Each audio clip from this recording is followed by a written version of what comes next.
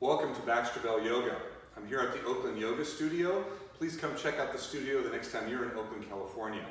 And don't forget, you can now order my book, Yoga for Healthy Aging, co-authored with Nina Zolotov, as well as the Yoga for Healthy Aging t-shirts on my website, which is listed on your screen right now.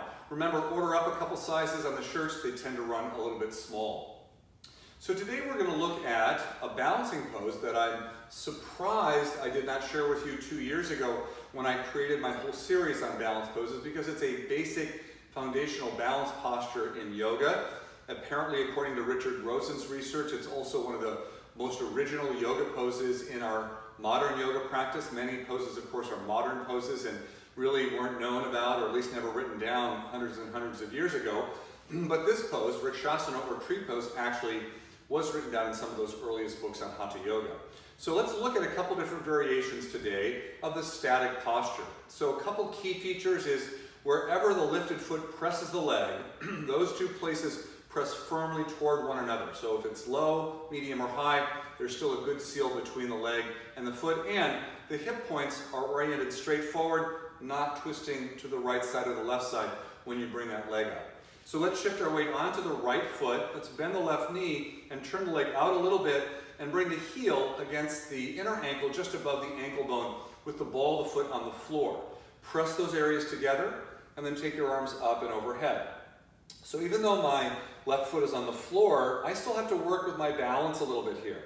We're only going to do each variation for a couple breaths today so I can show you the three basic variations that you can do away from the wall without any extra propping, right? So on your next exhale, bring the arms down, bring the foot down, shift the weight back to center. Shift your weight over to your left, bend your right knee, turn the leg out a bit, and then bring the heel on the inseam of the leg just above the ankle bone. Ball the foot on the floor, create a good seal between the heel and the leg, and then bring your arms up and overhead. So working with the straightness and rootingness of both the straight leg and the ball of the foot that's on the floor, we're going to take advantage of it, it's there. And then on an exhale, bringing the arms down and releasing the foot out. So that's variation number one. For variation number two today, we're going to go ahead and bring that left foot up onto the calf muscle below the knee joint. And again, I'm pressing the foot and the calf together firmly, taking the arms up and overhead. So if you're wobbly, that's okay. Work with your wobbliness. If your foot has to come down to the floor for a moment, which could happen during this filming, then come right back up after you feel like you're stable again. Let's go ahead and bring the arm down and the foot down. So we're just staying for 3 or 4 breaths today. You can stay longer and longer as you get better and better at this. Shift your weight to the other side. Go ahead and bring the sole of the right foot on the left calf and then press them firmly together, hips facing straight forward, arms reaching up towards the sky. So this is my ankle that's a little wobbly, so you'll notice my arms moving a little bit as I readjust my posture and try to get steadier and steadier over time. And then exhale the arms down, bring the foot down. The third variation involves getting the foot above the inner knee joint, right? And there's some discussion on where that exactly should be, but today I'm going to go pretty high as long as the hips can stay even with the floor. So shifting the weight onto the right foot, bring the left leg up, finding the balance, and I usually look forward and slightly down, and then the arms reach up. So the foot and the leg press firmly together. The left leg roots down, or I'm sorry, the straight leg, the right leg roots down, and the arms reach up actively. And then on an exhale, bring the arms down and the foot down. Shift your weight to the other foot.